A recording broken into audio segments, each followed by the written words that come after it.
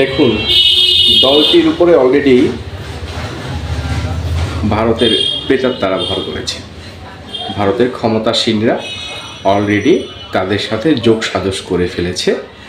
তারা ক্ষমতায় আসলে আওয়ামী লীগকে তারা বিভিন্ন জায়গাতে ছাড় দিবে, তারা বিচার প্রক্রিয়ার ছাড় দিবে, তারা নানা রকমভাবে আওয়ামী লীগকে এবং ভারতকে সেই সুযোগগুলোই দিবে যেগুলো হাসিনা পতিত সরকার, হাসিনার পতিত মাফিয়াইজম দিয়েছিল।